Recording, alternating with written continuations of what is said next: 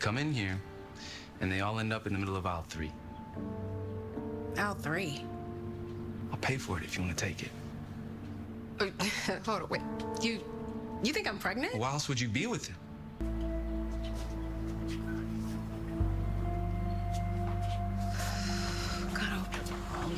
All right, Oval fans, here we are again. I mean, I remember looking through my Oval playlist last night, or technically it was Tuesday because it's Thursday. I'm recording this Tuesday night when I was going through some videos to tweet about on the Twitter during the episode. And I'm like, damn, the Oval has been gone for a long time. Like some of these theory videos and whatnot I was looking through, I did those like 6 or 7 months ago, but Kareem brought up the subject that we discussed way back when about whether or not Sharon is pregnant. Now, it's easy to forget because it's been a while. But remember, the first scene we saw of Sharon and Barry were those two going at it in Barry's bedroom.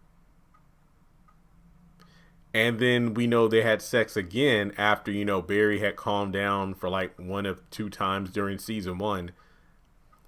And then, of course, you have the night that her and I think it was this night that Sharon and Kareem stayed at the pharmacy after Barry drove through it, because it's like, hey, I can't go anywhere because if I leave, people are going to rob the pharmacy.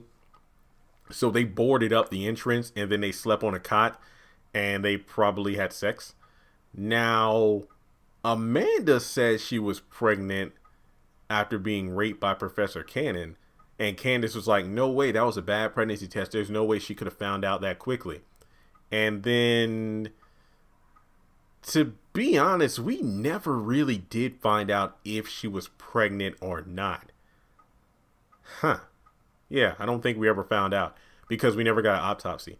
Now, if you look at the Sharon situation and if you can compare it to the Professor Cannon thing, it's like, well, even if I was pregnant, it can't be yours because of like we had sex so soon compared to when you say I started having these mood swings and using the bathroom every 5 minutes and all that stuff. That is a valid point. But then again, this is Tyler Perry land where his writing does whatever he wants it to. So the question isn't if Sharon is pregnant. The question is who the baby daddy? Is it Barry's baby or is it Kareem's baby? I mean, you got Barry, who's a hothead, and you got Kareem, who seems to be very possessive.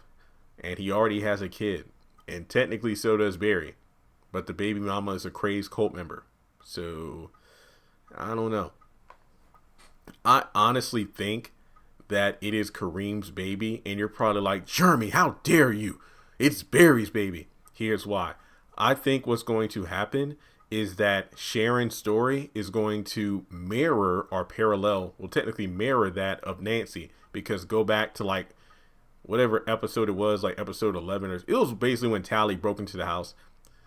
Sharon was telling Nancy about her doubts with Barry and the fact that, there might be somebody else who's trying to get her attention. And Nancy's like, did you cheat on Barry? He's like, no, I didn't. But, I was thinking about it. And it's like, have you ever cheated, Miss Nancy? No, I haven't cheated, but I almost did. I did emotionally, but not physically. And we know that's a lie. And then as a result of that, when Richard was at war, she got pregnant with Picky, who isn't Richard's son.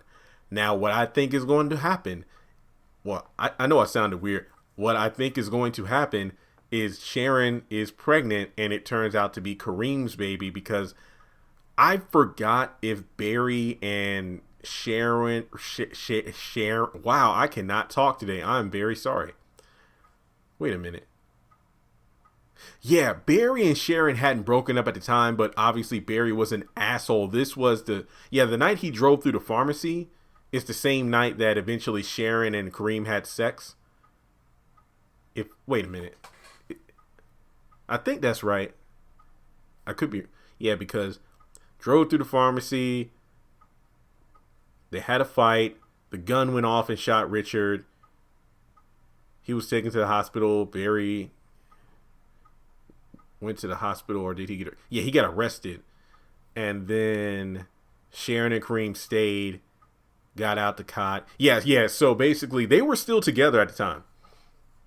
Oh yeah, because Richard had calmed Barry down to go to the pharmacy to apologize to Sharon, as well as ask Kareem to drop the charges for the assault. Remember, he came and fought, Kareem at the pharmacy. So basically, that's when he drove through when he saw him having sex. So those two, yeah. So I think it could be Kareem's, because it would go just like Nancy's story with Richard. She stepped out on him when she felt lonely, and then as a result, she had a life-changing event happen, which is pregnancy. So couple of questions. All right. Is Sharon pregnant? I think she is.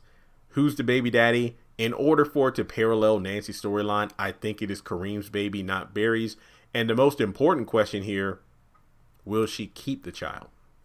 Think about it. All right, guys, that's all I got for this particular video. It's going to be pretty interesting to see how things play out. Also, I want to throw in a fourth option that's kind of dark. Let's say Barry, for whatever reason, doesn't get Callie back. What if the baby is his with Sharon, and this is his way of having a new chance at a child? That's dark, but I'm just saying.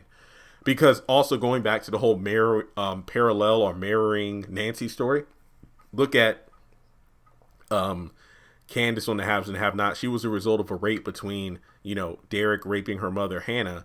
Now, you imagine, I still think Candace, if she's pregnant, is Warlock's baby, because he forced himself on her multiple times. Or it could have been Oscar's baby, but then, she ended up killing him. Everybody wants it to be Charles' baby, but in order for it to mirror Hannah, I think that it's probably Warlock's baby.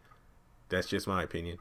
And plus, this could be Candace's second chance of being a good mother, unlike how she was to Quincy Jr., who was killed by Warlock. Well, we don't know if Warlock shot Quincy Jr. because there were a lot of people firing bullets at the bathroom door. I'm just saying. All right, guys, that's all I got for this video. Let me know your thoughts below. And with that being said, if you want to donate to the channel, feel free to do so on PayPal or Cash App, or join Patreon for as little as $1 a month.